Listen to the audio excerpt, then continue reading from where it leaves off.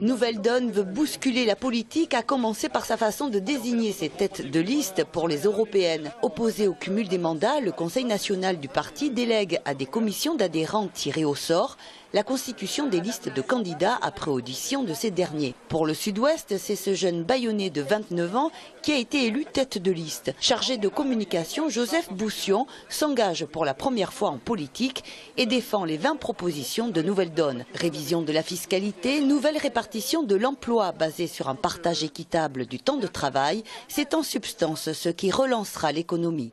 Il faut qu'au sein de cette Europe, on se retrouve à quelques pays moteurs, des pays d'avant-garde qui soient capables de porter ce rêve de justice sociale autour d'un traité de convergence sociale, autour du fait de ne pas être un paradis fiscal, autour de l'euro, autour de la taxe sur les transactions financières.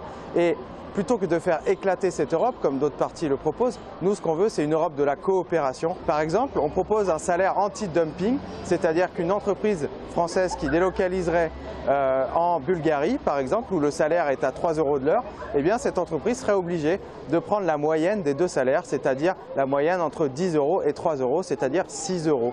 On permet à ces pays, plutôt que d'aller vers le moins-disant social, de remonter le salaire minimum et de pouvoir accéder à nos exigences sociales.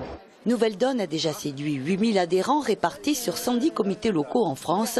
Ces derniers collaborent à l'élaboration du programme et c'est entre autres ce qui séduit les militants. Le fait que ce soit vraiment un parti citoyen où chacun trouve sa place, amène ses compétences. C'est la reprise de main pour les électeurs. Ce sont les idées qui sont audacieuses mais qui sont applicables et qui sortent du ronron habituel droite-gauche qui n'a rien donné depuis 30 ans. À une semaine des élections, Nouvelle Donne estime pouvoir dépasser le seuil des 3% et fait le pari de ramener des abstentionnistes vers les urnes.